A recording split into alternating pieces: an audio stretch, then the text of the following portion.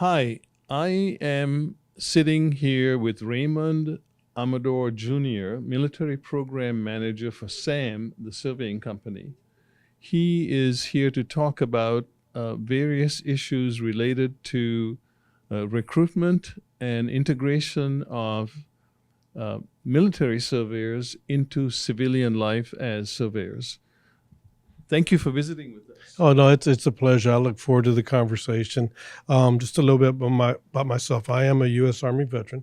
I did 17 and a half years and spent the majority of my career in the 82nd Airborne as a surveyor. And I transitioned out into the civilian workforce into the survey industry. And as a veteran, I've been giving back to veterans. I've had veterans look for occupational support, getting out and stuff. And I ended up making that a career. I mean, I've been doing veterans initiatives for quite some time. I've created veterans initiatives for 12 different companies. And Sam actually sourced me, found me, and created a position for me. They did an investment hire.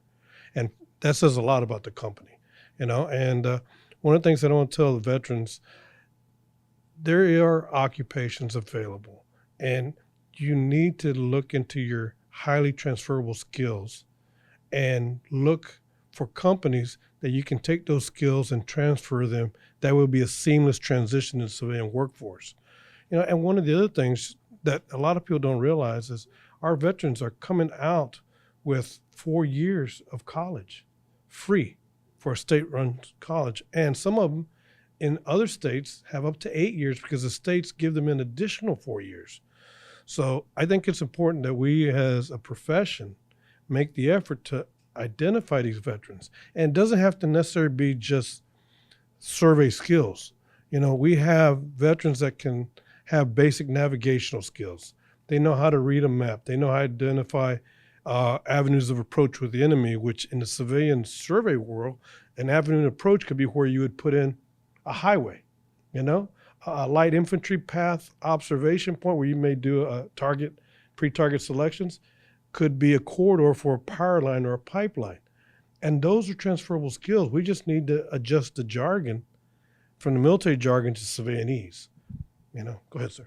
So, can I ask you, what advice would you give a business owner who has a surveying business or a senior manager who's responsible for hiring, how to engage with the military or with the veterans to try and access this pool of manpower? The thing is, I think it's important that we as an organization go knock on the doors, go to the military bases, ask to talk to the counselors that are counseling the veterans that are transitioning out.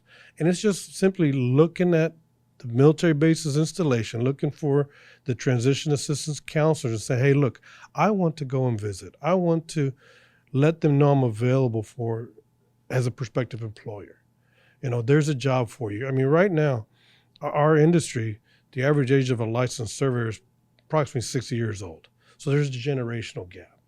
Now, why not use these talented veterans that bring not only, transferable skills, but they bring characteristics and attributes that could enhance the culture of the company. Because at the end of the day, attitudes are contagious. If you get veterans that are working in there, they're always there 15 minutes early, willing to grab a broom to sweep no matter what their title is, that attitude, you bring in high school kids behind them, and that attitude becomes contagious. And now you have a culture that is more driven to look ahead and not just be reactionary. So what will happen is the industry will have, competent people that are on time, that are looking at not wasting man hours. So you create efficiency, you create higher profitability for the company. And that's just by having veterans around other people.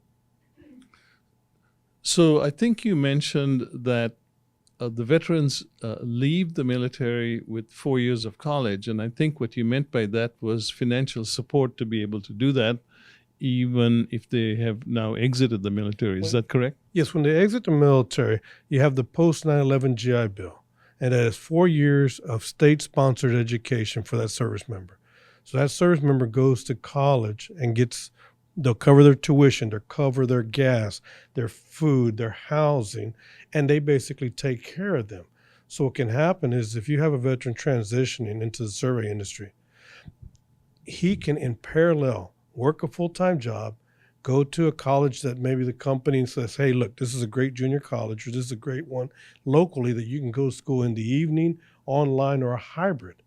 So what you're doing is you're helping that service member not only find a job, but create a career path through education.